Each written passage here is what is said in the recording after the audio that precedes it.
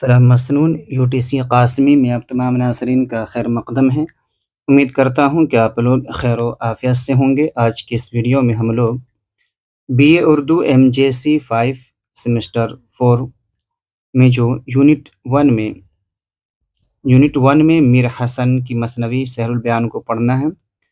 تو آئیے ہم نے پہلے مثنوی کا فن اور اس کے آغاز و ارتقاء کے متعلق پڑھا۔ آج کی اس ویڈیو میں ہم لوگ پڑھیں گے میر حسن حالات زندگی، یعنی میر حسن کی حالات زندگی، حیات و خدمات۔ ناظرین، اگر آپ لوگ میرے چینل پر پہلی مرتبہ تشریف لا رہے ہیں تو اس چینل کو سبسکرائب کر لیں، بیل آئیکن کی نوٹیفیکیشن کو پریس کر لیں تاکہ ہر آنے والی ویڈیو آپ تک صحیح سلامت پہنچ سکے۔ آئیے ناظرین، آج کی اس کلاس کو شروع کرتے ہیں۔ میر حسن حالات زندگی۔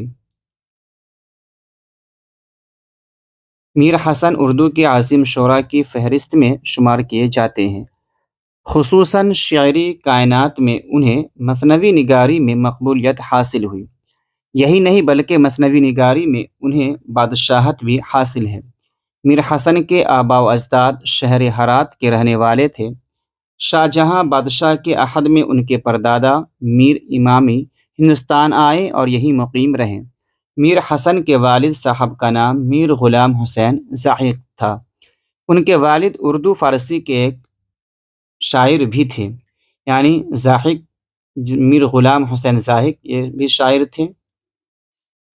ناظرین آگے دیکھیے، میر حسن کی پیدائش 1737 ہے۔ یہ 37 کو پرانی دہلی کے ایک محلہ سید واڑہ میں ہوئی۔ ان کا پورا نام میر غلام حسن تھا۔ میر حسن نے ابتدائی تعلیم گھر پر اپنے والد صاحب سے حاصل کی۔ چونکہ ان کے والد ایک شاعر بھی تھے، اس لیے ان کا اثر میر حسن نے بھی قبول کیا اور ان کے اندر شاعری کا شوق پیدا ہوا۔ بچپن میں ہی انہوں نے شعر گوئی کا آغاز بھی کر دیا۔ شروع میں میر حسن اپنے والد صاحب سے اپنی شاعری کی اصلاح بھی لیتے تھے۔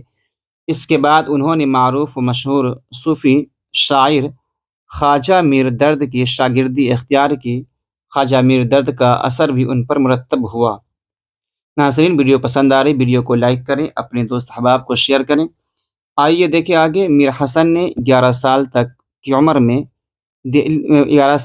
کی عمر دہلی میں گزاری۔ اس کے بعد اپنے والد صاحب کے ساتھ لکھنؤ، اس کے بعد فیض آباد ہجرت کر گئے۔ چونکہ انہیں دہلی چھوڑنا بہت ناگوار گزرا، لیکن انہیں مجبوراً جانا پڑا، کیونکہ جب دہلی میں ہر طرف سے حملے ہو رہے تھے، قتل و غارت گری اور لوٹ مار کا بازار گرم ہوا اور تمام لوگ ذہنی اور معاشی انتشار کے شکار ہو گئے، تو اہل دہلی کا دہلی میں زندگی بسر کرنا محال ہو گیا۔ تو بہت سے لوگوں نے آس پاس کے علاقوں کی طرف ہجرت کرنا شروع کر دیا۔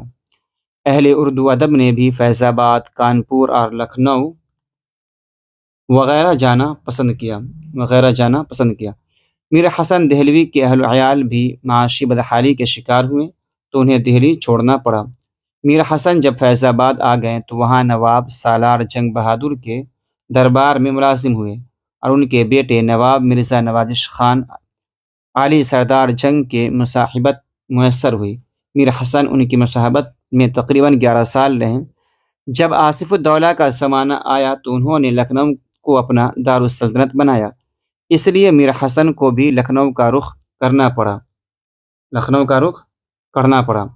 میر حسن لکھنؤ میں ہی مقیم رہے اور وہی ان کا انتقال 1786 میں ہوا۔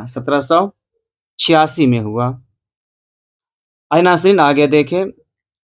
میر حسن کے 4 بیٹے ہوئے، ان میں 3 شاعر تھے۔ ان تینوں بیٹوں کے نام جنہوں نے شعر گوئی میں حصہ لیا، میر مستحسن خلیق، میر محسن اور میر احسن خلق ہے۔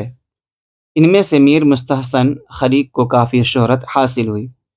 میر حسن ایک عظیم شاعر اور نثر نگار تھے۔ شاعری کے مختلف اصناف پر انہوں نے طبع آزمائی کی، لیکن ان کی مقبولیت مثنوی نگار میں ملی۔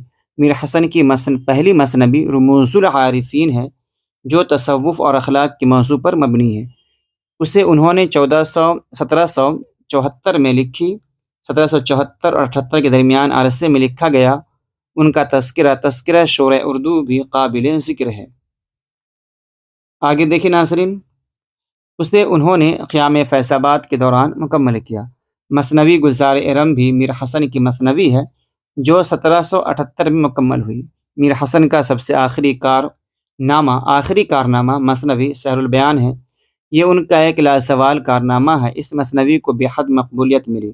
میر حسن نے اس کے علاوہ اس سے پہلے اور بھی کئی مثنویاں لکھی لیکن ان کو اتنی شہرت نہ مل سکی۔ ان کی کل مثنویوں کی تعداد 12 ہے۔ کتنی ہے؟ کل مثنویوں کی تعداد 12 ہے۔